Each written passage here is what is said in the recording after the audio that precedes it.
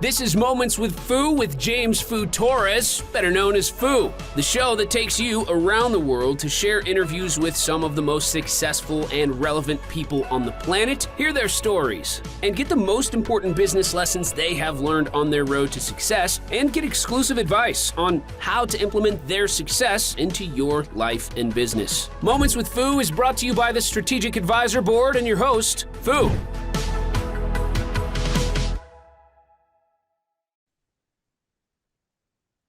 Hello and welcome to Moments with Foo. I'm your host, James Foo Torres, but you can call me Foo, hence the name of the podcast. And today I have Tom Ward.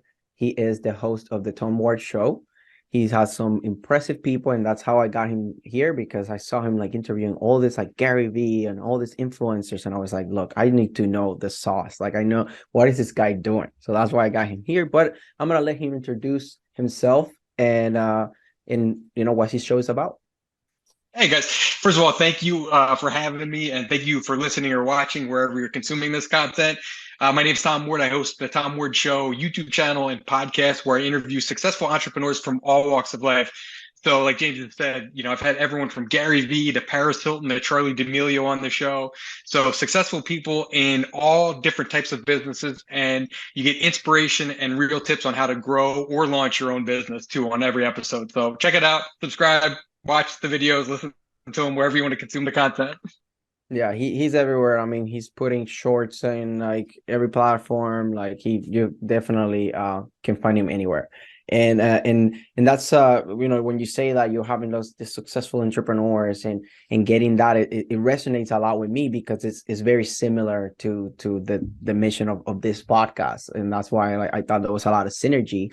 On that note, one of the things that I really want to know, and I know that the audience want to know, is how do you lure these people, right? What is the value that you're offering to them? How do you manage to get all these high level people in a podcast with you in the same room, sometimes in their houses? I've seen you. So how do you got this? How do you do this? Yes, for some reason they actually let me in their houses. I don't know why, but somehow I ended up there. But like you said, it's all about providing value. So I started my career interviewing influencers.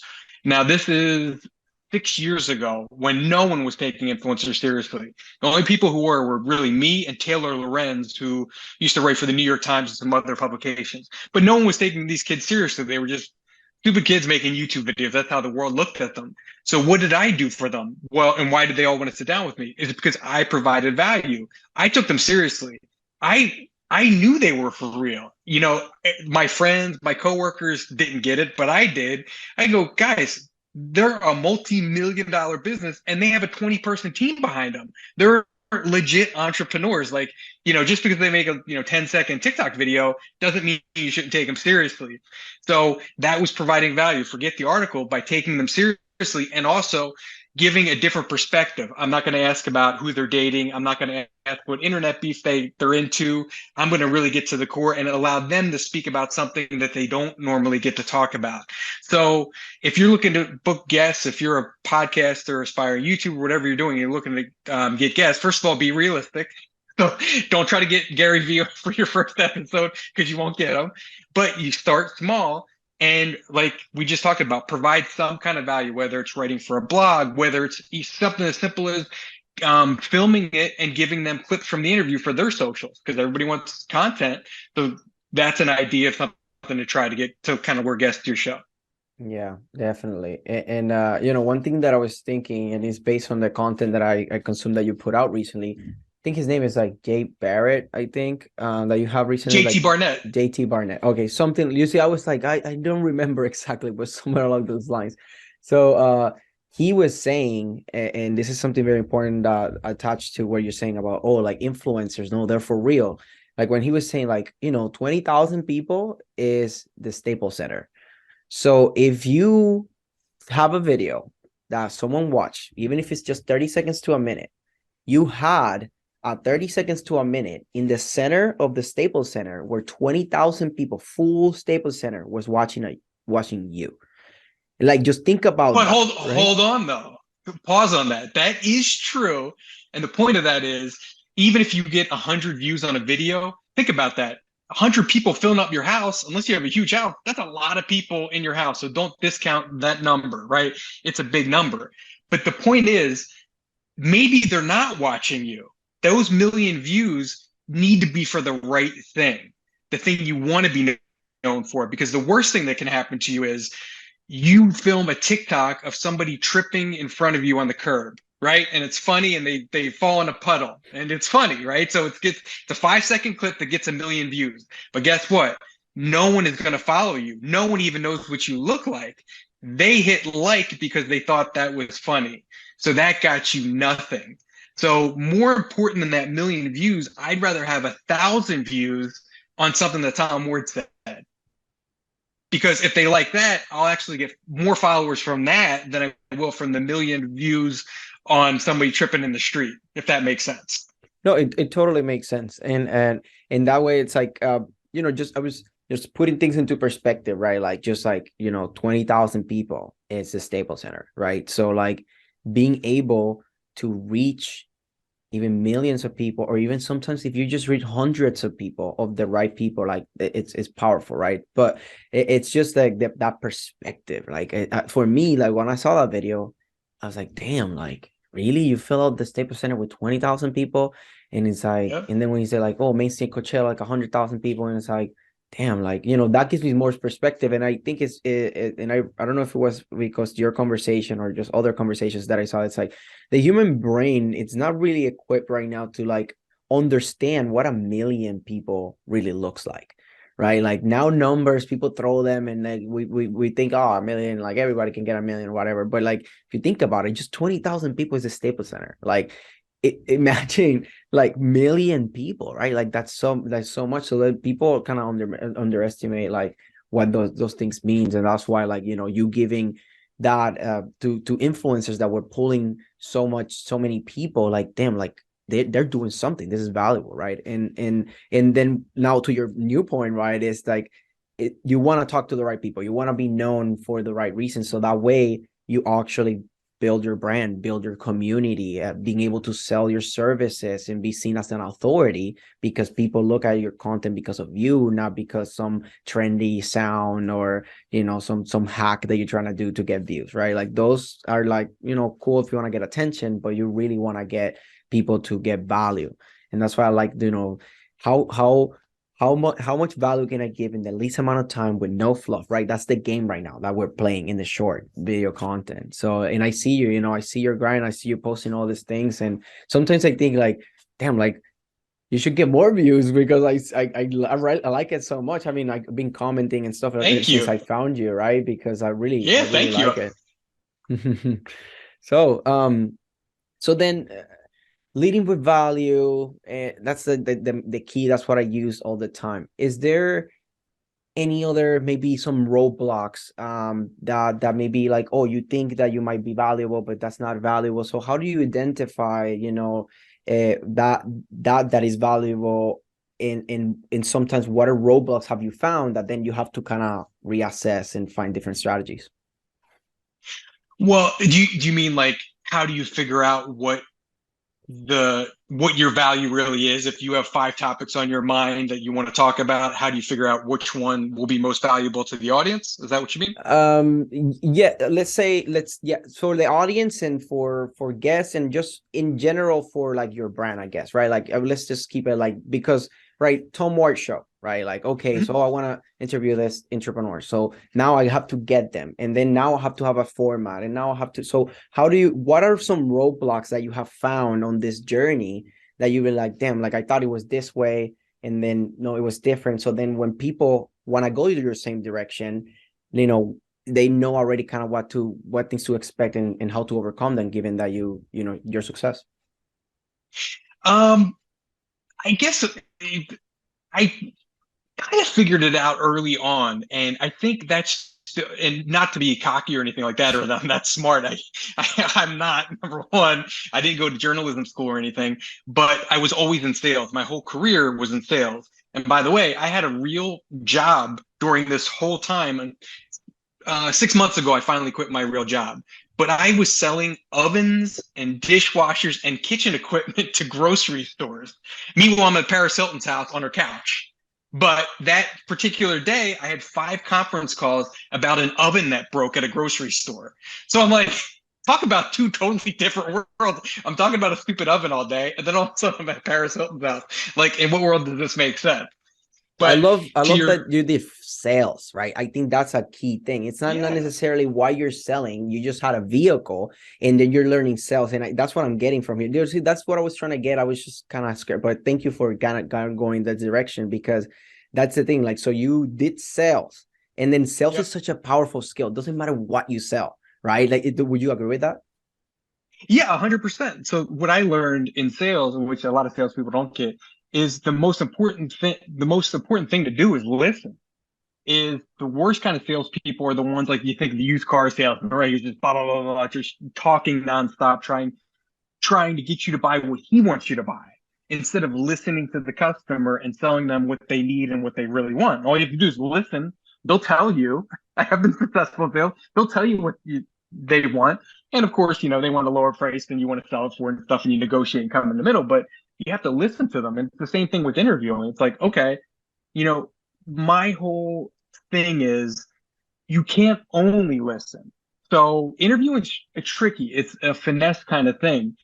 So for me, it's like 65% listening, you know, 35% talking, or 60-40, because the worst interview you could do is, so James, tell me about your career. And you shut up and James talks. And then he stops talking, and then you read from your notes, well, hey, here's the next question. That's horrible. And the other thing by doing that is you don't create any value for yourself. So why would anyone follow you? They don't know anything about you. You're just a piece of paper with questions on it. That's really all you are. You have to insert yourself into the conversation without being pushy or taken over or making it about you. So I know I'm kind of saying two different things, like listen, but also talk and, and kind It's of the insert balance. yourself. It's a balance. And that was you asked about roadblocks. That was probably the hardest thing to figure out, is how do Same. I insert myself and make it a little bit about myself without trying to take over the conversation, or instead of just listening all the time, to insert myself. You know what I mean? Just trying to figure out that balance that was the biggest roadblock for me, is trying to figure that out. Definitely. So you see that this I'm glad that we got here, because it's go look at my first episode. Go look at my first couple episodes. Like, horrible. Like, because I just Me didn't get the too. balance. I just didn't get it. It's I think that I'm good at conversating, but then when you start doing podcasts, you start doing content, like especially the podcast side is you start like listening to that and you're like, damn, like cringing and everything. It's like, damn, like I should have said like that many times. I kind of Oh, I'm the same way. man. So all those things. So that's why I love this conversation right now where we're going, because it's something that there's so much value in this. Like there's sales, right? So that's a big takeaway, right? Like look, it doesn't matter what it was, like he started selling, and then that skill set he was able to then bring it to sell people into getting into a conversation. And now I'm guessing you're selling people into some programs or stuff, right? Like now that you quit your job, right? So the sales is a big part. The other part is becoming a great communicator. And that is something that is this podcast has been like has pushed me to to become like the best communicator possible, because I was tired of seeing my content and just cringe at all the things. So now I pause more. I say like way less. They still sneak in right here and there, and I know how to okay, let me put my 2 cents, but then let me just pass it back, like that ping pong. It's that ping pong. Like, how do you do that is the hardest thing. So thank you for that, for bringing this conversation to that, because it's the most important thing. So then, Well, hold on real quick on that. I want to interrupt you. okay, The other thing that I did that surprisingly, a lot of people don't know about this. It's a group called Toastmasters. Now, I'm a perfectionist. I want to do everything I do, whatever it is, to the highest level. And I was always a good public speaker. I was always picked in grade school to speak and stuff. I was good at talking, I guess. But I still had my likes, my they call them crutch words. And as my career progressed, now I was in front of CEOs and presidents of the companies, and I was 20 years younger than them or 30 years younger than them. And I didn't feel like I was an equal. So anyway, there's this group called Toastmasters, and it's a public speaking group. And because the person you listening to this or you watching this, chances are you don't like speaking in public. That's people's number one fear. So this is a way in a comfortable group setting, because no one there's great, or they wouldn't be there in the first place. So everybody's in the same boat. And you have a little job each week, whether you're going to do the introduction or you're going to give a little speech for a minute, and then people are going to kind of grade you and go. And the most important thing was, like you said, like they call them crutch words. They ring a bell in there every time you say a crutch word. So you're thinking about trying to give your speech and trying to stay on topic and trying to pace yourself and stuff. And all of a sudden you hear ding, ding, ding, ding. And you go, holy fuck.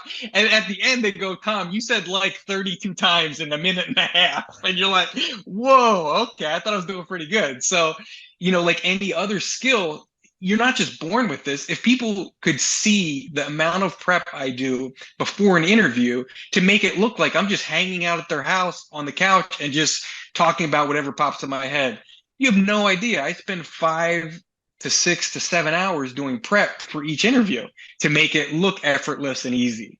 So you have to put in the work if you really want to take this seriously and you really want to be a YouTuber or a podcaster, like you did. You're looking at your content and saying, man, I say like a lot, and you're being critical and you're kind of grading yourself. You really got to put in the work. Treat it like a job. That's what every YouTuber I've ever interviewed always says to aspiring creators out there, is treat it like a job, not a little hobby. Like, if you want to do this, do it right. Don't mess around. Yeah, don't if you're gonna do anything, just if you're not willing to go all in, then why even start, right? Like that's the thing. It's a thing right now. Like we're so used to so short stimulants, right? Scrolling, it's like, whoa, 30 seconds or 3 seconds. But like I just keep looking for the next stimulant, and that's like, as a society, it's been kind of detrimental. And that's why now I think that whoever can focus the most, that's the guy that can win the most, right? Like it's a key thing. If you can focus on something, just hyper focus and just be willing to commit to it for years, not a couple months, not a couple, years, because that's what it takes. Like if you want to be good, that's what it takes. Like I've been doing this journey now for 2 years and 7 months, and I'm doing it full time. Thank you. I've been full time. I've been almost 2 years. Like I think it was like 8 months in, and I was already like, I got two 5-figure deals, and I quit my job. I was like, I'm out. Good for you. Thank you. I was like, I'm out. And to be honest, it wasn't like I have it figured out. And I'm still figuring things out. I'm still not even at the 3-year mark. Usually after the 3-year mark, that's when most people, it's like, whoa, you survived the 3 years. The percentage of businesses that survive 3 years is like, less than 5%, I think. It's like so small, right? I read on that note, I read a post yesterday that they did from so the State of the Union happened yesterday, just so give perspective to people when we're recording this. And they were saying that 10 million Americans open an LLC, like opening a business last year. 10 million. Like out of those 10 million, like only a couple thousand will survive like 3 years, right? So then me being able to get to this point is definitely an accomplishment, but I'm still trying to figure things out. But the reason that I've been able to do this is because I went all in.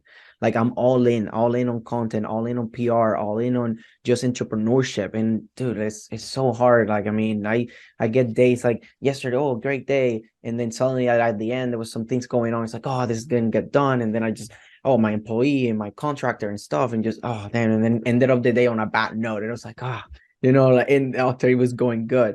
So there's so many challenges. And that's why I like bringing people like you and like, a lot of people to give people perspective. That's the main thing that I want to give people is perspective and then actionable steps so they can move forward. So on that note, is there any biggest takeaways that you would like to leave the audience with? As far as what, like booking guests and like having a successful podcast? Up to you. Like if you have you have the stage, right? Like what is the biggest takeaways, either one or two, like that you want to look, I have this chance to talk to this audience of their business owners, business leaders. What is something that you want to give to them before leaving? Okay. Nothing is free. And this applies to whether you own your own business or you have a podcast. It's all about providing value. I think what a lot of people do is I get requests all the time to do stuff, and there's nothing in it for me at all. Right? Well, I would like to get something out of for my time, a little something. Every single person I approach, whether it's a brand or it's a guest for the podcast, um, or even inviting, a connection I want to make to lunch or coffee, I always make it about them, and I always want to give them something. And I think that's what a lot of people get wrong, especially in sales or when you're having a podcast, you're trying to get a guest, or you're even trying to get views on a video. You post something, you expect the world's going to love you and you're going to get 5 million views and life is going to be great. You quit your job. No, it doesn't work like that. There's overnight success is like an Alex Earl, but that's 1 in a billion. But to really grow in your career or on social or in the podcast and YouTube world, you got to provide value. The person watching or listening right now, you're the customer, and James got to make you happy. And I'm here trying to keep you happy too. That's why, James, my job's not to piss you off. We want you to stay, subscribe to his podcast, make sure you show up every week for great guests. But what are you doing for the person in their car listening to this? What are you doing for the person sitting across from you at your desk that, is coming to you to help them solve a problem, right? What are you doing for them? And don't take a selfish attitude. Don't look at it, what can I get out of this? You know what? I'll get an extra $1,000 if I sell them product B. Well, is that the right product for them? Are they going to go home and the ether wears off and they're going to be pissed off they didn't buy the other product? I would rather make $500 on a sale, but give them what they want, give them a great experience. And guess what? People look at things too short term. Just like you said, because we're in the TikTok where a second is a long time to watch a video, right? Because we scroll so fast. But look at it long term.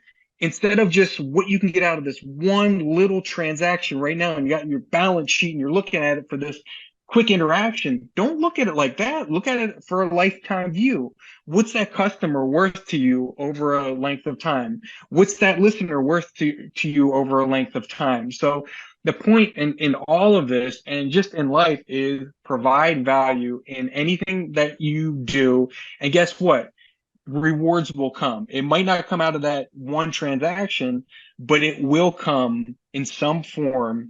And you'll get way more than trying to suck it out of somebody. I agree. Something that Jason Miller, which is the CEO Strategic Advisory Board, owner of this podcast, because I'm a guest podcaster for it. He tells me, like, look, give value for as long as it takes. If you really want something, you really want a guest, like, just give value as long as it takes. And I kind of have been applying those things. I mean, I applied that with you, right? Like, I reach out initially, and then like I reach out on other things. I started commenting, starting like putting meaningful comments and looking for ways like how can I add value, right? Like I was like, look, I really want to talk to this guy. How can I add value? I started commenting, started doing meaningful stuff, right? And then I'm still like, even after this, it's like, how can I build value? Because I want to build very strong and genuine relationships. Relationships are everything. In business, especially, right? And in life, just in general, right? Think about it, like having the relationship that the friend of a friend now invite you to a boat and now you'll be able to get to the boat, right? Just because of that relationship, or you got to the party, or you got to the event, or you got to whatever the case may be, right? Relationships is the most important thing. And that's, like you said, it's like, stop thinking so short term. Like relationship, you should make relationships that ideally you want them forever. Because again, if you're not willing to commit completely, then what even start, right? There's over 7 billion people. Like, just, you don't have to like serve everybody. Just find your tribe, add value. And like, when you find those people, just, keep them around, right? Good people, you want to keep them around. And something that I want to like kind of before hopping out of this, because you said something trigger me, is, so I want to know about like the strategy that you use. Okay, the value, we kind of went on the high level, but are you prioritizing email? Are you prioritizing certain social media, or is the strategies like depending who's this person, I decide, how do you go about, because even reaching out to people, it's hard, right? Like especially high level people. So how do you go, like what's your train of thought, like other than the value? Okay, I have the value, but now how am I gonna be able to even get them to see that I want to give them value? Like what is that part? What do you do there? So are you talking specifically about getting guests? Yeah, getting So guests, I think that's the yeah, main thing I want to. of course, sure, that's fine. So you have to do two things, right? You have to look short term and long term. So you got to go, I want to interview Paris Hilton. Okay, well, that took me 8 months to interview her. But at the same time, I'm going, wait, I need a guest next week. So you got to think long term and short term. So you have to have some kind of strategy. Some, hey, I want Gary Vee at some point. Okay, well, you may never get him, but if you do, it's going to take some time to get there. Meanwhile, you got to do a show every week. So you got to be thinking small ball and long ball. So you got to be doing both. And how do you reach them? Social media. I think Twitter is your best bet for a celebrity or somebody big to see you. They don't read Instagram DMs. TikTok, now they kind of open DMs, but most people don't have them open. So unless they follow you, you can't reach them. And it's really hard to figure out who the PR person is for somebody. It's almost impossible. Now, if they're like an actor, IMDb Pro, you can subscribe to that. It's an Amazon company. You can, pay $40 a month, and they'll give you their manager's information, their PR person's information. And sometimes you can find that if they have their own website. If it's an entrepreneur and he has a website, a lot of times there'll be a contact form you can do where it'll say for press inquiries, reach out to this person. But just be sincere. When I interviewed Gary Vee, I didn't have any followers. I had a channel with like 3,000 subscribers, and I actually asked him, I go, Gary, why are you even doing this? Why are you wasting your time with me? Basically, and he said, micro exposure. He said, well, we get thousands of requests every single day, but we liked what you're about and what your request was, and we just love your energy. So I think it's just being sincere and not sending a form letter. I get requests all the time, and you can tell it's just, the last email was to Bob, and now they just erase Bob and they go, hi, Tom, and it's the same exact email. You got to personalize it. So take the extra 5 minutes to personalize it. But I think your best bet is social media, and I think it's Twitter and Instagram DM. I guess it's worth doing. I think but LinkedIn it's doesn't one help that that much. has for me to Mhm. connect with people. LinkedIn has been one for you. You kind of answer me on both Instagram and LinkedIn, and that me, like with other, like Forbes contributors or people, like LinkedIn seems to be one that has the most response rate. So that's what I was kind of bringing that with you, because I kind of want to know. I mean, I'm in PR, right? Like this is very important for me, because I want to connect with people. And now one other thing that is like that, I think this is going to be the last thing, is so now how do you reach out to brands, and is that how you're monetizing now, right? Because you just Yeah. quit. So is this the thing that's the money maker, brands, and how are you doing? Yeah. How are you doing it? Brand deals, and it's funny. So it's a grind. So No same doubt. thing. I outsource a lot of like social media content and editing and stuff. But the two things I don't outsource is guest booking, because it means more coming from me than somebody who doesn't really have skin in the game. It means more that, hey, me, Tom Ward, this guy right here, I'm a fan of you and I want to work with you, and I want to talk about X, Y, and Z. And it's the same thing with brands. I reach out to them, and it's every day. Like if you look at my to-do list today, I have 1 hour brand outreach.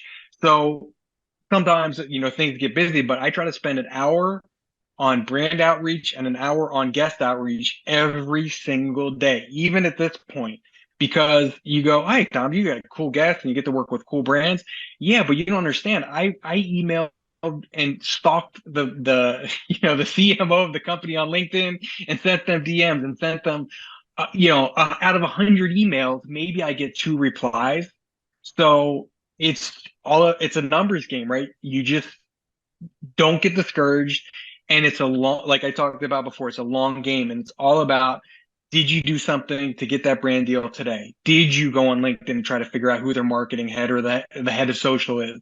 You know, did you even go a step further? And sometimes on LinkedIn, you'll see they'll link their Twitter account. So did you go a step further, find them on Twitter, then shoot them a message on Twitter too? Like, how far did you go? And it's just a grind. It takes time. There's no sexy answer, but it's about spending that time every single day trying to get there. I get, I did tell you there was the last thing, but then now absolutely. You take as much time as you want, bro.